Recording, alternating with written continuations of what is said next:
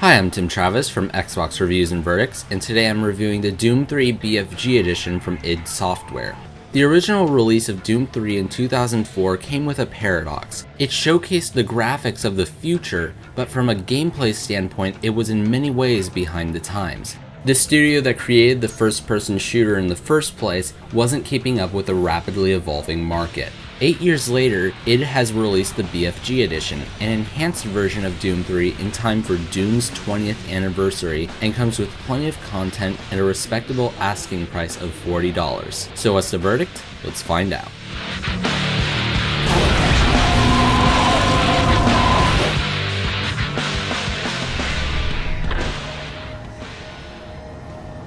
I always talk about story first in my reviews, but let's face it, you probably don't play id Software games for story. Doom 3 is as basic as it gets in this respect. You play as a nameless space marine stationed on Mars, then all hell breaks loose, literally, then you shoot demons. You can't ask anything else of a Doom game. There are well-voiced audio logs scattered throughout the world that give a bit of context behind the disaster, but you'll ultimately listen to them for codes to open lockers that contain a bunch of supplies. However, one thing Doom 3 does well in terms of plot is giving a good first impression. It doesn't immediately throw the monsters at you. It takes its time, allowing you to wander around the facility and understand how grim things are looking when you get there. Something I found sorely lacking in the aesthetically similar Dead Space series. Doom 3 came out at a time when shooters were rapidly evolving, with games like Halo and the Battlefield series taking center stage. Doom 3, in terms of gameplay, felt like it was stuck in the 90s. There was no rebounding health, no quick melee attacks, offhand grenades, vehicles, and so on. You run from room to room shooting anything in your path, with a large assortment of weapons, with the exception of anything resembling a sniper rifle. Testament to this game's simplicity are your weapons and the enemies. The guns are super basic. There's no aiming down sights or need to worry about weapons recoil. Enemy AI is also really simple. They are aggressive for sure, but their behavior is basic and predictable. There are many times where an enemy will teleport close to you only for you to fire some shots and it goes down. Even the larger enemies boil down to pumping them full of lead. Yes, this game is rudimentary, but that's really part of the game's charm. This is a roots shooter. You run down narrow hallways blasting anything in your path. You have basically no backup with the exception of the occasional sentry bot. Then you collect keycards and PDAs to update your security clearance and you move on to the next room. It's pure dumb fun, and a great change of pace from the military shooters of the present day. The main draw of Doom 3 when it came out, besides the fact that it was a Doom game, was the graphics, as it looked leaps and bounds better than just about anything that came before it. id Tech 4 was a big deal, and it was used to power games like Doom 3, Quake 4, and Prey. It's definitely not a technical marvel anymore, but it holds up very well.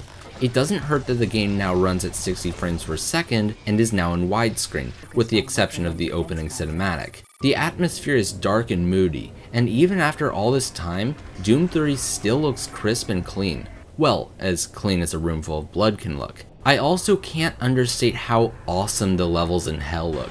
They are a real treat and a joy to fight in. However, I noticed some blemishes in the graphics. There is no muzzle blast effect that lights the room you're in when you fire your weapon. Very noticeable since most of the areas you're in are so dark. And oddly enough, for such an old game running on this hardware, there are rare but noticeable frame rate drops. But id has also gone ahead and made some adjustments to the gameplay. There are now infrequent checkpoints, so there's no need to save regularly. Yes, controversially to some Doom 3 fans, you can use your gun and flashlight at the same time, which is great, but it would have been nice to have the option of going back to the old system to quell fan concern. I've also noticed the shotgun has a better sound effect.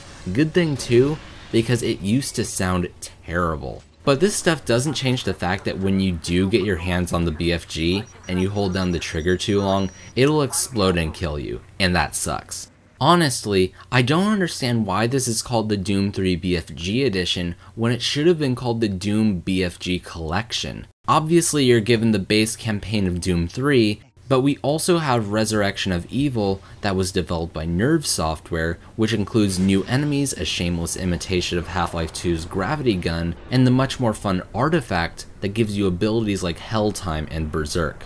The last campaign is the new Lost mission, which is probably my favorite even though it's so short. This takes place parallel to the events of Doom 3, and it's very linear and enemies appear at a more constant rate. It's a lot of fun, and it doesn't hurt that the environments are probably a little more interesting here. Doom 3 lasts roughly 10 hours, Resurrection of Evil, probably the weakest campaign, lasts around 5, and the Lost mission lasts less than 2. Considering how short FPS campaigns have gotten over the past few years, the total length of these 3 campaigns is a definite plus. But that's not all. Also on the disc are the Xbox Live Arcade versions of Doom and Doom 2. These games are still a lot of fun, even though they are almost 20 years old. The level design of these games may be quite confusing for newcomers, but the shooting is still a ton of fun. And the games have a ton of personality, something shooters are arguably devoid of today. It doesn't hurt that the soundtrack still kicks ass. It's like id hired Megadeth to record chiptunes. It's awesome.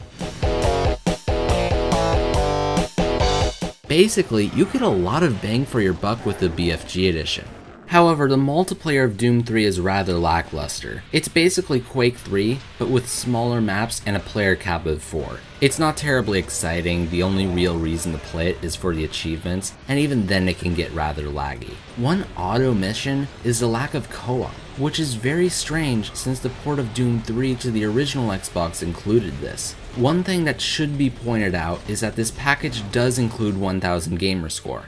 Technically. All the Doom 3 stuff has 600 gamer score, while there are 200 in Doom and Doom 2 respectively. So if you already own either of those games, you probably have some of those achievements.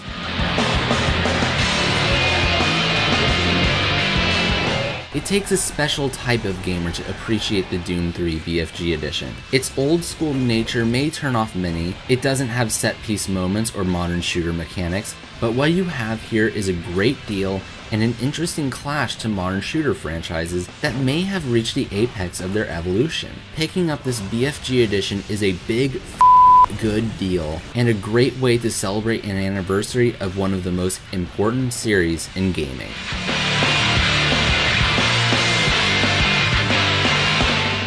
Thanks for watching this review. Please subscribe to the channel, follow me on Twitter, follow the blog, and check out the Facebook page. Thank you, and I hope you enjoy my future videos.